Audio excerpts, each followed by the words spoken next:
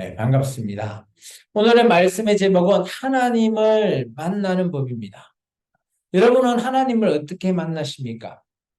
오늘 이 예배 속에서 만나시기 바랍니다. 또한 오늘 찬양 속에서 하나님을 만나십시오. 또한 오늘 하나님을 기도 속에서 여러분이 만나시기를 바랍니다. 오늘 성경에 예레미야 29장에서 말하고 있는 하나님을 만나는 법에 대해서는 하나님은 이렇게 얘기하고 있습니다. 11절부터 13절까지 내용을 보면 첫 번째, 내게 부르짖어라. 기도해라는 겁니다. 그러면 내가 내 기도를 들어주겠다는 거죠. 두 번째는 너의 온 마음으로 나를 구해라 합니다. 그러면 하나님께서 네가 구하는 대로 찾을 것이고 나를 만날 수 있다라고 말하고 있습니다.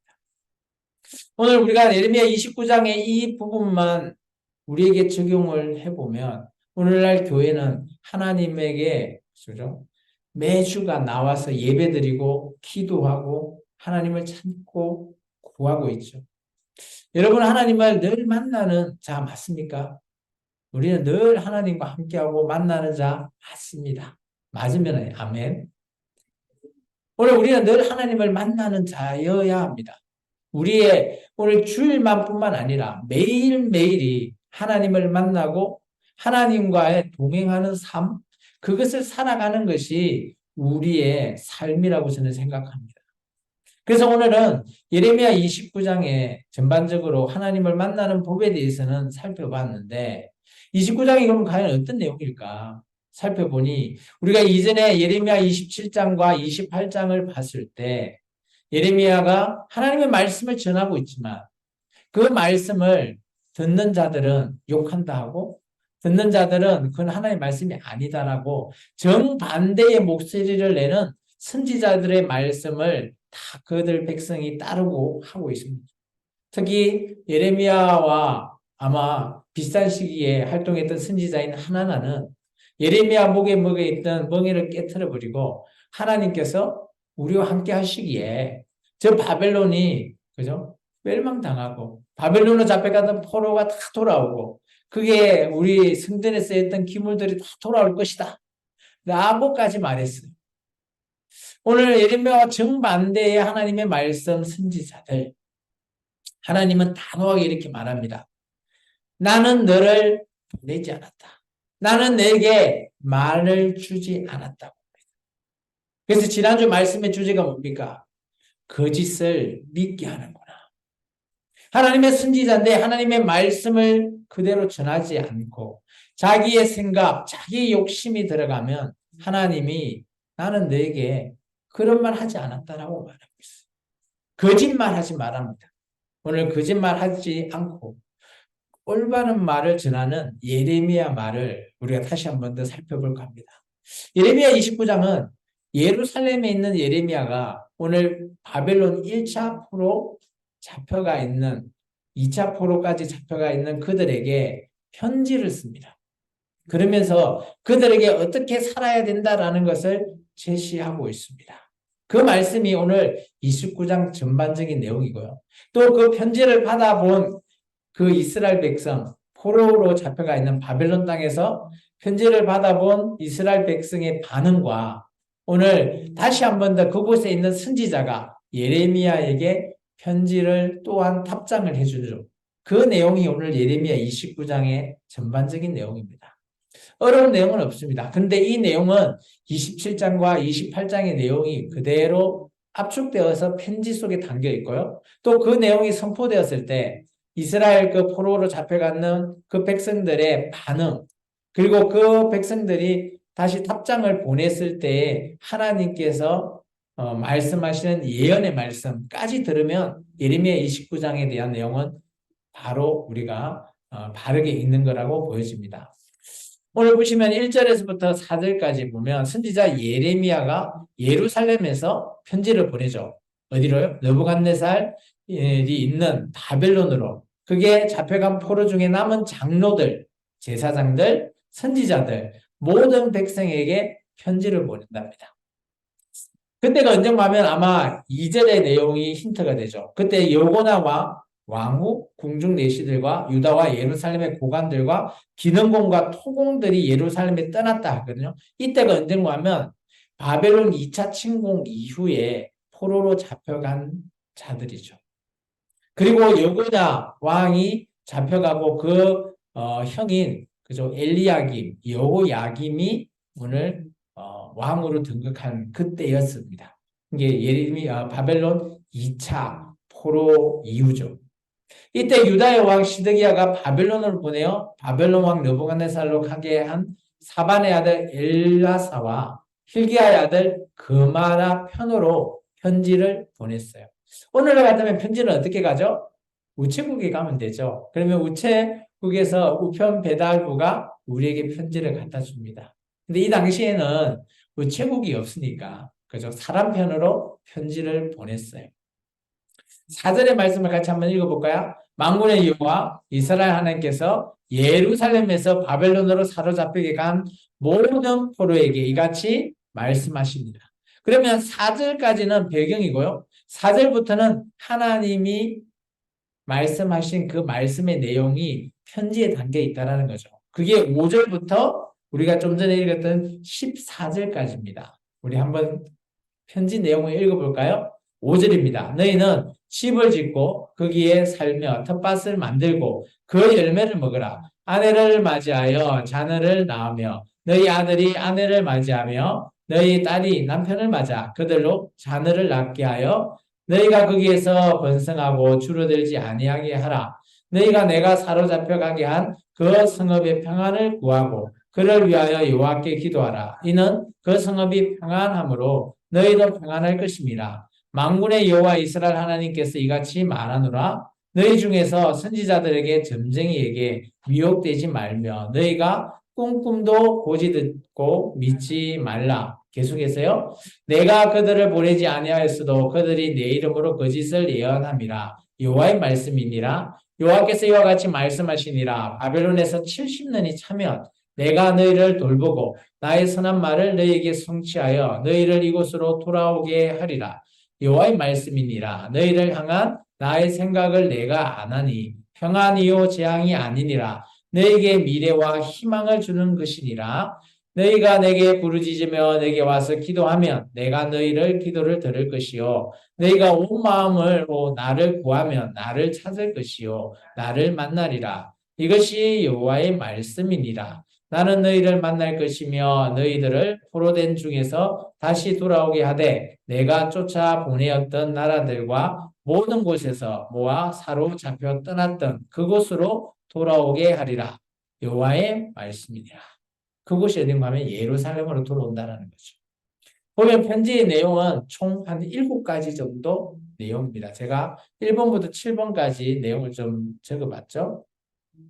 보시면 첫 번째, 바벨론에 잡혀가 있는 그들에게 그곳에서 집을 짓고 그곳에서 농사를 짓고 열매를 먹으래요. 자녀도 넣고 결혼도 하고. 그 말이 뭐예요? 그냥 그곳에서 살아라는 이거죠. 정착하라는 겁니다. 예루살렘으로 돌아오지 말라는 거죠.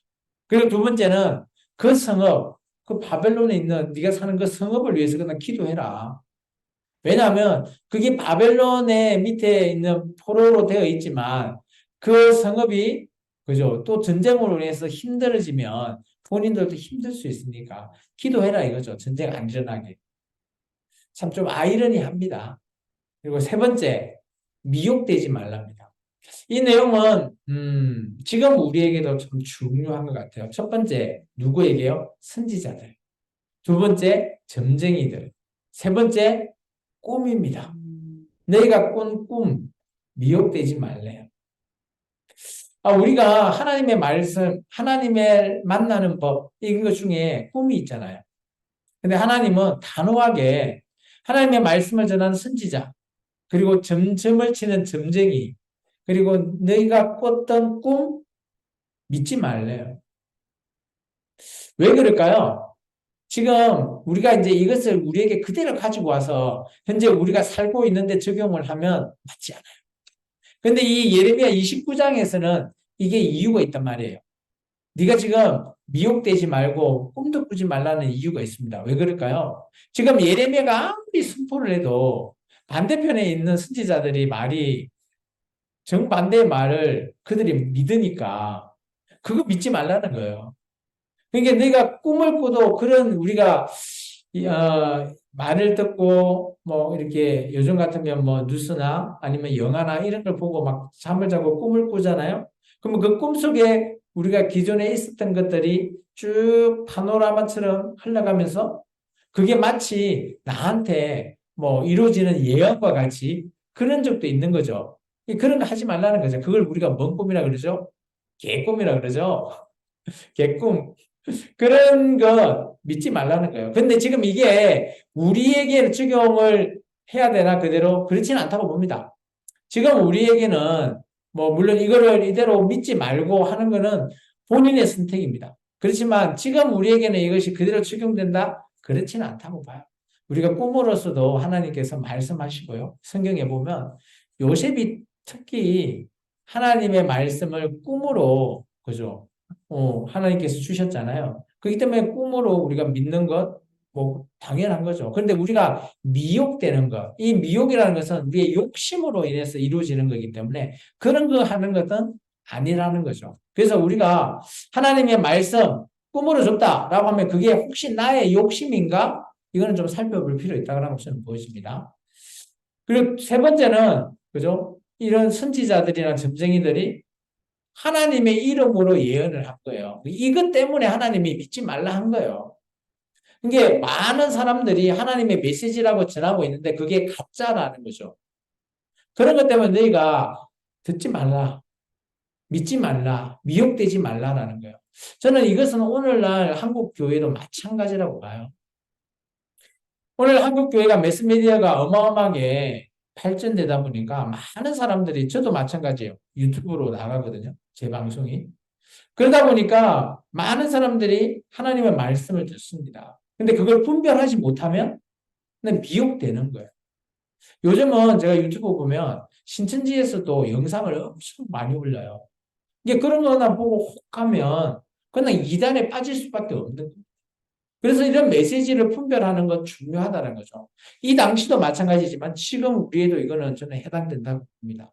그리고 하나님께서 얘기합니다. 당연히 너희가 그곳에 살면서 돌아올 때가 있다는 거죠. 언제요? 70년이 차야 된다. 예레미야가 말했던 이 70년, 이것이 이제 나중에 에스겔서나 이런 것들을 통해서 다니엘서 이런 쪽에서 다니엘이 이 예레미야 문서를 발견하고 70년 후면 우리가 다시 예루살렘에 돌아갈 수 있다라고 이제 다니엘 같은 경우는 선포를 하는 거죠. 그리고 실제 이루어집니다. 그리고 다섯 번째, 지금 하고 있는 이것은 너희가 보기에 멸망당하고 포로 잡혀가는 건 재앙같이 보이는데 재앙이 아니네. 이게 평안이래요. 왜 그럴까요? 그 땅에 그냥 살고자 축치고 앉아 있으면 어떻게 돼요? 죽는다도요. 전쟁을 위해서 죽어요. 이게 바벨론 포로로 잡혀가는 게 평안이 될 수 있다라는 마치 다른 사람은 이거를 통해서 이 예레미야가 전한 메시지를 보고 그죠? 신바벨론주의다. 뭐 이렇게 매도할 수도 있죠. 근데 이게 하나님의 말씀인 거예요. 그래서 오늘 이 편지에서 부탁을 하죠. 첫 번째, 네가 그러면 이런 분별을 어떻게 할 거냐? 나한테 부르짖어라 이거죠. 여기 부르짖으라고 돼 있는데 원어는 카라입니다. 부르라는 거예요. 하나님께 기도하면서 불러라. 그러면 내가 정말 이 말씀이 내가 준 말씀인지 아닌지 분별할 수 있게 해주겠다라는 거죠. 두 번째, 구해라는 거죠. 그러면 네가 원하는 거 찾게 해주고 나를 만날 수 있게 해주겠다라는 거죠. 이 예레미야 29장에 바벨론 포로에게 했던 말씀은 오늘 우리에게도 충분히 적용할 수 있다라고 봐요. 우리는 늘 하나님 앞에 기도하고 찬양하고 예배하고 이거로 말미암아 하나님의 말씀을 접하면서 하나님은 이런 분이시다. 예수님께서 왜 이렇게 나를 위해서 죽으셨지? 이런 부분을 우리가 알 수 있기 때문이죠. 이 부분은 정말 중요하다고 생각하고요. 지금 우리에게도 적용해야 될 문제입니다. 그리고 마지막에 죄송합니다. 이 일곱 가지를 통해서 하게 되면 언젠가는 그러니까 다시 예루살렘으로 돌아오게 된다라는 부분의 편지를 담아서 바벨론으로 지금 보냈어요. 근데 이 이제 편지를 받아본 사람들이 있겠죠. 바벨론 당사자들. 그들 내용이 15절에서부터 23절까지입니다. 좀 길긴 한데 같이 한번 읽어볼까요? 너희가 말하기를 여호와께서 우리를 위하여 바벨론에서 선지자를 일으켜 섰느니라. 다윗의 왕자의 앉은 왕과 이 성에 사는 모든 백성 곧 너희와 함께 포로되지 가지 아니한 너희 형제에게 여호와께서 이같이 말씀하셨느니라. 만군의 여호와께서 이와 같이 말씀하시되 보라 내가 칼과 기근과 전염병을 그들에게 보내어 그들에게 상하여 먹을 수 없는 몹쓸 모아게 하겠고 잠깐만요. 원래 그들 반응이죠. 그거 예루살렘에 살아있는 사람은 칼과 기근과 전염병으로 그냥 다 죽게 만들겠다는 거예요. 무화과가 맛있어야 잘 익어야지 맛있지. 이게 몹쓸 무화과가 되는 거예요. 못 먹는 무화과. 계속해서요. 내가 칼과 기근과 전염병으로 그들을 뒤따르게 하며 그들의 세계 여러 나라 가운데부터 학대를 당하게 할 것이며 내가 그들을 쫓아낸 나라들 가운데서 저주와 경악과 조소와 수모의 대상이 되게 하리라. 여호와의 말씀이니라. 너희들이 내 말을 듣지 않았기 때문이니라. 내가 내 종 선지자들을 너희에게 꾸준히 보냈으나 너희는 그들의 말을 듣지 않았으니 여호와의 말씀이니라. 잠깐만요. 하나님께서는 그죠? 지금도 하나님의 선지자들을 꾸준히 보내고 있다고 저는 봅니다. 그게 바로 저와 여러분이죠. 여러분이 전도를 통해서 예수님을 믿고 예배를 드리잖아요. 또한 우리가 나아가서 예수님의 복음을 전하는 이게 말 그대로 이 당시에도 선지자들을 예레미야가 대표 선지자지만 그 외에 많은 선지자들을 하나님은 계속해서 보내신다라는 거예요. 그런데 정말 중요한 거는 그 말을 듣지 않았다라는 거죠. 그렇기 때문에 너희가 바벨론으로 포로로 잡혀간다라는 걸 말하고 있는 거예요. 계속해서요. 21절입니다. 만군의 여호와 이스라엘 하나님께서 골라의 아들 아합과 마아세야의 아들 시드기야에게 이와 같이 말씀하시니라. 그들은 내 이름으로 너에게 거짓을 예언한 자라. 보라 내가 그들을 바벨론의 왕 느부갓네살 손에 넘기리니 그가 너희 눈앞에서 그들을 죽일 것이라. 바벨론에 있는 유다의 모든 포로가 그들의 저주거리로 삼아서 이르기를 여호와께서 너를 바벨론 왕이 불살라 죽인 시드기야와 아합 같게 하시기를 원하노라 하리니. 잠깐만요. 두 명의 선지자를 얘기합니다. 이 선지자는 바벨론에서 아까 선지자가 났다 그랬잖아요. 15절에 보면 바벨론에서 선지자를 일으켰다. 그 두 명이 대표적인 선지자가 지금 세 명이 등장할 건데 지금 먼저 두 명이 등장합니다. 첫 번째 아합, 두 번째 시드기야입니다. 이 두 명이 등장해서 하나님의 이름으로 말씀을 한다라고 하는데 그것이 거짓이에요. 근데 그들이 왜 이렇게 말을 전할까? 근데 이들의 형태가 좀 보입니다. 이들이 이런 거짓을 예언을 했는데 그 거짓 내용이 23절이에요. 같이 읽겠습니다. 이는 그들이 이스라엘 중에서 어리석게 행하여 그 이웃의 아내와 간음하며 내가 그들에게 명령하지 아니한 거짓을 내 이름으로 말함이라. 나는 알고 있는 자로서 증인이니라. 여호와의 말씀이니라 하시니라. 오늘 보면 이들이 어때요? 그 이웃의 아내를 간음해요. 그러니까 주의 종으로서 한국 교회가 참 안타까운 게 안 좋은 소식 중에 그런 거 있죠. 누구누구 교회 집사와 이렇게 관계 한다거나 이런 간음, 행음 이런 것들이 신문에 막 나와요. 요즘은 좀 덜한가요? 어쨌든 간에 막 이런 형태가 취한 거죠. 그게 지금 한국 교회도 그런 자들은 오늘 이 말씀에 적용해 보면 어때요? 그냥 거짓 선지자예요. 그리고 그들이 거짓으로 하나님의 이름을 말하고 있대요.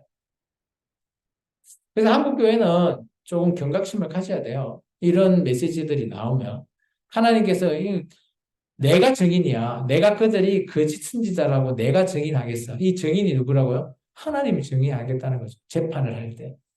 그러면 이 선지자들은 어쩔 수 없는 거죠. 나 지옥 가는 겁니다. 그리고 특히 한 명의 선지자, 바벨론에 있는 한 명 선지자가 조금 더, 이게 답장을 합니다. 예레미야의 이 편지를 읽고.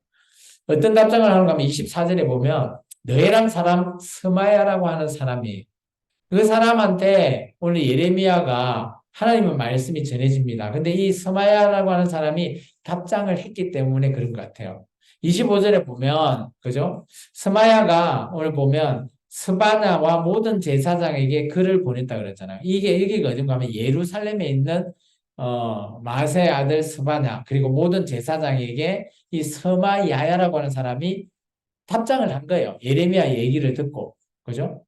답장을 했는데 26절에 보면 여호와께서 너는 제사장 여호야를 대신하여 제사장을 삼아 여호와의 성전 감독관으로 세우고 세우심은 모든 미친 자와 선지자 노릇을 하는 자의 목을 씌우는 나무 고랑과 목에 씌우는 쇠고랑을 채운다. 이 말이 뭔가 하면 지금 그쪽에 있는 예레미야 그가 거짓이야 라고 말하는 겁니다. 그러면서 27절에 이르게 합니다. 네가 이제는 너희가 어찌하여 선지자 노릇하는 아나도 사람 예레미야를 책망하지 않냐. 책망해라. 쟤 잡아서 축쳐야지. 왜 우리에게 이런 말을 편지를 보내게 하냐 이거죠. 이게 한결같습니다. 이스라엘 민족은 하나님의 말에 듣고자 하는 말만 듣고 그렇지 않는 말은 들으려고 하지 않는 것 같아요. 그때 이제 이렇게 얘기합니다. 그가 바벨론에 있는 우리에게 편지를 하기를 오래 지내야 한다. 이거 아까 얘기한 말 맞죠? 1절에서 19절. 집도 짓고 아내도 그죠? 그리고 자식도 낳고 해라 하는 거죠. 그리고 그 열매를 먹으리라. 이게 이런 말을 스바냐가 스마의 그 선지자 예레미야한테 가서 읽어주는 거죠.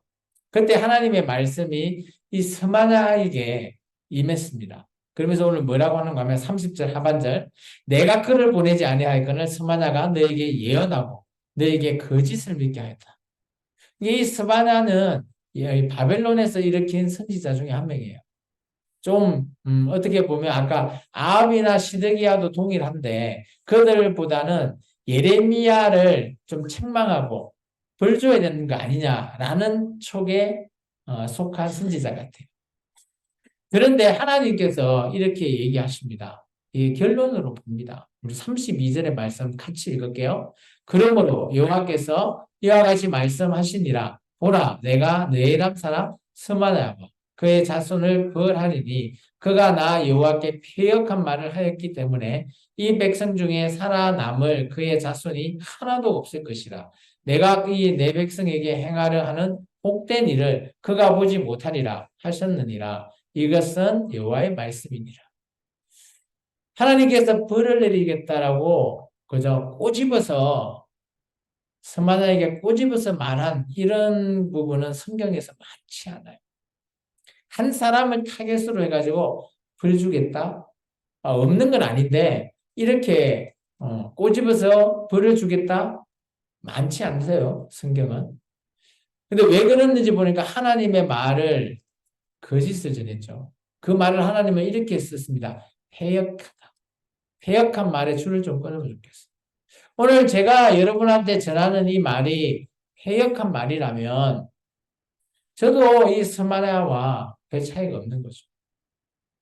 근데 하나님께서는 놀랍게 앞으로 일어날 그죠 복된 일 이것을 이 스마야는 보지 못하겠다는 거죠. 왜냐? 죽어버렸기 때문이죠. 이 복된 일이 뭐예요? 이 예루살렘으로 돌아가게 되는 포로를 하나님이 계획해 놓은 거죠. 이게 잘 생각해 보면 앞을 보세요. 하나님의 말씀인데 정반대의 하나님의 말씀을 전하는 자들이 있었죠.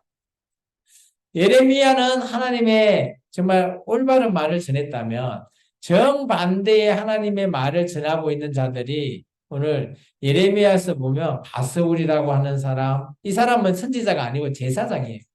예레미야 말을 듣고 이 말 틀리다라고 생각한 거죠. 그러면서 예레미야를 감옥에 갇히고 두드려 팬 사람이에요. 두 번째 하나냐 우리가 잘 봤죠. 예레미야도 아멘 한 사람이에요. 그 선지자의 예언을 듣고 빨리 그렇게 해주십시오 하나님이라고 말하죠. 그게 때가 70년 후인데 미리 이렇게 말을 하는 거 보고 그게 거짓이라는 거예요. 이게 놀라운 건 뭔가 하면 하나님의 말씀을 그대로 말하는 건 맞는데 하나는 왜 틀렸죠? 시기가 틀린 거예요. 예레미야 때 그것이 일어나는 게 아니라 70년이라고 하는 시간이 지난 이후에야 하나나 선지자가 외쳤던 그 메시지가 이루어지는데도요. 이게 메시지는 틀린 게 아니에요. 시기가 틀린 거예요. 때가 틀린 거예요. 이게 놀라운 거는 우리가 하나님의 말씀을 전하고 있지만 때가 틀리면 그것도 거짓이에요. 그리고 오늘 봤던 아합, 시드기야, 스마야 다 예레미야와 반대되는 얘기하죠. 그렇다면 하나나가 했던 그 얘기일 거예요. 이제 곧 바벨론 멸망하고 잡혀갔던 사람 귀환하고 여호와의 성물 다 돌아온다. 그거를 아마 이들이 얘기했을 거예요. 바벨론에서도 선지자 3명이 그런 얘기를 했겠죠. 그러다 보니까 바벨론에 있는 또 다른 예레미야와 같은 메시지를 전한 사람이 한 명 더 나와요. 우리가 나중에 보게 되는데 에스겔이라고 하는 사람이에요. 이 사람은 아마 예레미야와 동일한 메시지를 전하고 있어요. 그러다 보면 참 보면 하나님의 말씀인데 하나님의 말씀을 다르게 전하는 사람이 있는 반면 정반대의 사람 말씀을 전하고 있는 사람들도 많이 있다라는 거예요. 오늘날 교회도 마찬가지라고 저는 봅니다.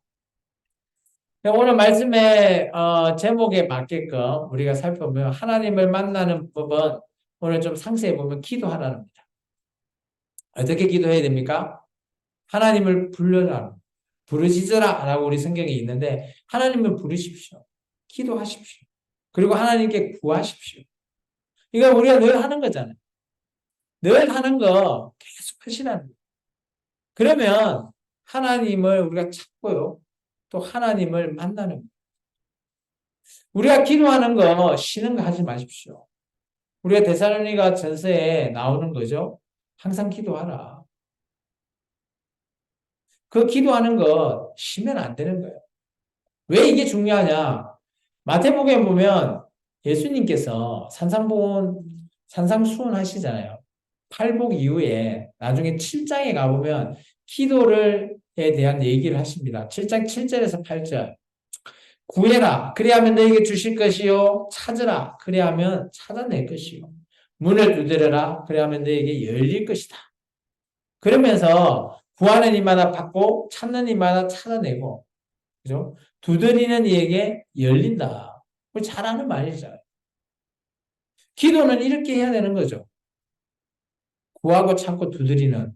오늘도 보면 예레미야 29장도 부르고 그죠? 구하는 것. 하나님을 만나는 법은 하나님을 그죠? 기도하는 거. 하나님 앞에 부르는 방법밖에 없다라고 봐요. 하나님은 우리에게 말씀으로 오고 꿈으로도 오고 뭐 다양한 방법으로 우리에게 오시긴 하지만 우리가 하나님을 만나는 법에 대해서는 기도하는 방법이 가장 쉽다라고 저는 생각해요. 그래서 우리가 기도하는 거 아닙니까? 이거 읽고 우리가 오늘 말씀을 마칠합니다. 같이 한번 읽어볼까요? 하나님을 만나는 법은 여러 가지가 있지만 가장 확실한 법은 기도하는 것입니다.